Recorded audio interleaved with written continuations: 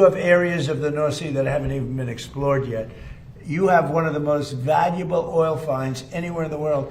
And if the United Kingdom would use it, they'd be a wealthy country again. And I tell you what, I could not get Starmer to use it. It was incredible. Every oil company that I meet, and these are all big giants, every person that I know in the oil business said, please, could you open up the North Sea? Could you get them to open it? They're dying to do it.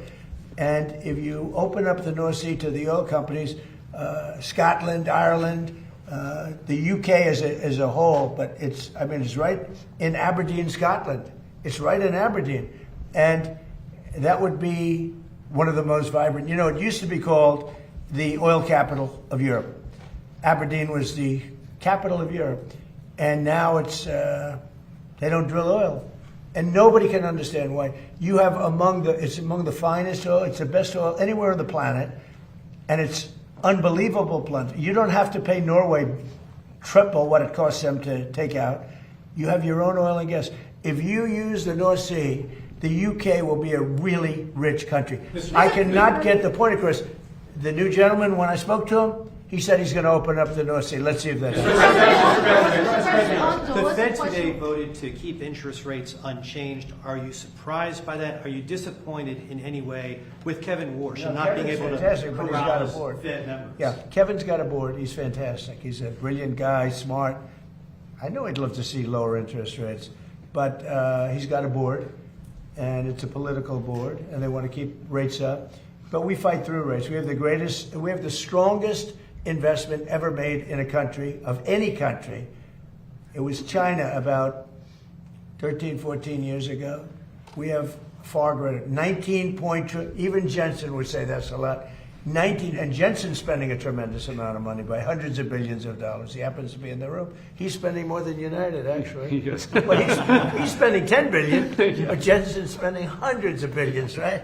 I don't know. That's not a bad business idea.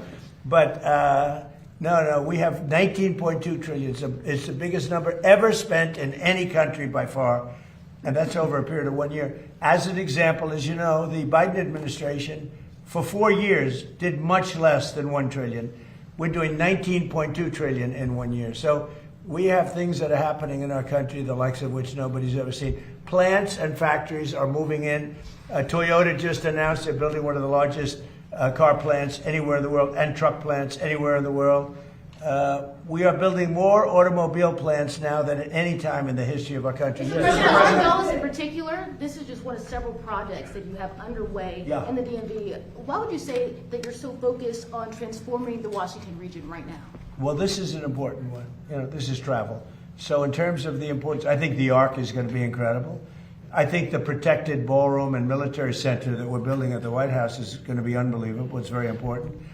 But, you know, this is the airport. This is sort of the lifeblood of a city or a capital, certainly a capital. And this will go from one of the worst, just like Washington. Washington was one of the worst places in this country, and now it's one of the best. You couldn't get into a restaurant because all the restaurants were closing or closed. They were afraid to have it open. Now you can't, if you're a restaurateur, you can't even find space to have a restaurant. The restaurants are booming. So, you know, it's a great thrill. And by the way, if you look, Washington is clean, it's safe, people walk to work. Every day a young man or a young woman comes up and says, thank you, sir. I know exactly what he's talking about. They were afraid to walk to work. Now they literally walk to the White House. Washington is now a beautiful and clean, we got rid of the graffiti. 78 monuments and different things have been cleaned. They were strewn with graffiti. We had 28 fountains that not one of them worked. For years, for decades, they haven't worked.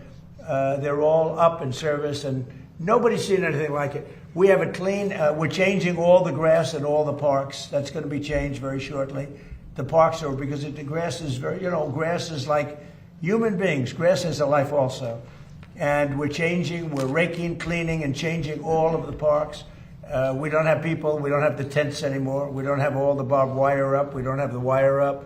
Washington's become a beautiful city. It's become a hot city. But, you know, even more importantly, the United States right now is the hottest country anywhere in the world. Mr. President, just a point of clarity on the airport. No federal funding will be required. What did you mean when you said Congress may need to approve? So it's going to be bonded for $22.5 billion.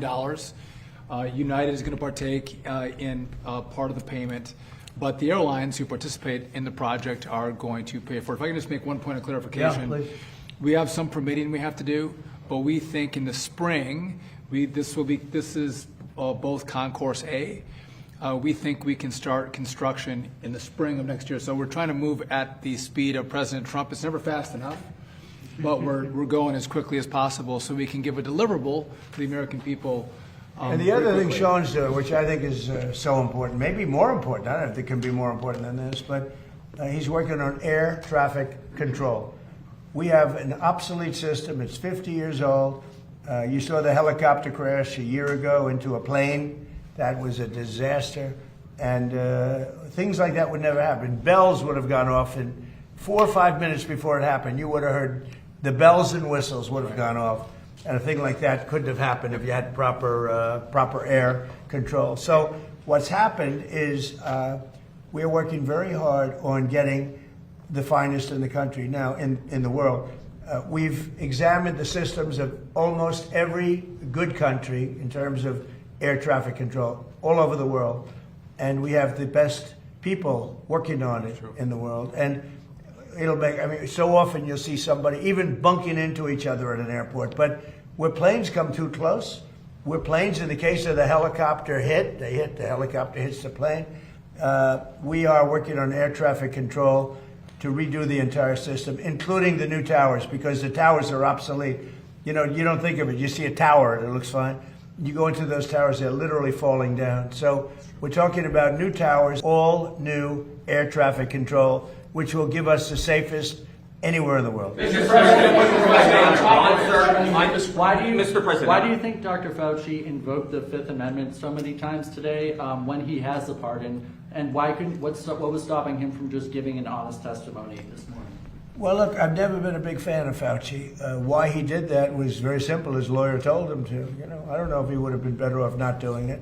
There were a lot of questions that I guess he could have answered, and some maybe he didn't feel comfortable in answering, but his lawyer told him to do that. Mr. President, on Iran? Prime Minister Andy Burnham hasn't mentioned publicly migration at all since he's gone into number 10. Did you discuss it with him? I did, briefly. He's going to have to mention it because it's killing your country. Mr. President, Killing you. He won't talk to GBUs. He's killing your country. He won't talk to them. And not him. I mean, we'll have to see. I know Starmer did very little about it.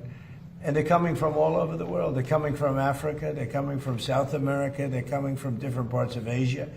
And they're invading Europe. I mean, they're invading Europe. It's an invasion. And the UK is a prime suspect. Mr. President, on Todd Blanche, Senator John Cornyn of Texas has been hesitant to back the confirmation. It seems to be some sort of deal that he's talking about. What is your reaction to his hesitancy? Well, all I can say is Todd Blanche is outstanding. And I thought it was pretty routine because he's so good. You just wouldn't find a better person. So I don't know, maybe John Cornyn's upset with me because I didn't endorse him. I don't know what it is, but I haven't heard that there's a problem. I heard he's going through quite nicely. And do you think Senate Majority Leader John Thune, after the comments you heard regarding Save America and some other stuff, do you think he's still the man for the job? Well, we're going to find out, and I'll let you know. Mr. President, it was a beautiful service yesterday for Senator Graham, beautiful eulogy that you delivered. As far as Senator Darlene Graham is concerned, based upon your conversations, is she going to focus primarily on foreign affairs like her brother, or will she focus more on domestic issues? I think domestic, really. I've spoken to her a lot, and she's much more focused on domestic, including costs and pricing. And I think she'll be outstanding. Mr. President, Jay Clayton, he was just confirmed by the Senate. Yeah, he's great. Would you like to see him continue with Bill Pulte's work at exposing election Oh yeah, interference sure. in I'm sure he will. 2020? Bill did a great job, and Jay has just been confirmed. And you know, he's outstanding. He was the head of Sullivan and Cromwell for many years, and he's very outstanding. And I think he's going to do a fantastic job. And Bill was great. Yeah, please. Mr. President, in light of advanced ChatGPT AI models escaping their lab and conducting cyber attacks, are you considering stronger controls on AI, and would you consider negotiating? When we're looking at AI, we're looking at controls. We're also making sure that we lead. So we're leading China in AI by a lot. China has virtually no controls. It's freewheeling a little bit. So we have to be careful in both ways. We don't want to restrict them, where all of a sudden we come in second to China. Whoever wins with AI is going to win. That's how big it is. So it's bigger than the internet ever was. It's bigger than anything ever was. So I don't want to restrict. I know many of these people. I don't want to restrict them from doing great work. Yeah, please. Under what scenario do you see Iran attacking U.S. installations and personnel overseas and you withdrawing? Or I don't see that. No, we're not. No, we're gonna hit them very hard. I mean, I can actually say that because there's very little they can do about it. It was a different group than we're dealing with. They've already apologized, but we got to smack them a little bit. Mr. President, are you going to hit back when they strike?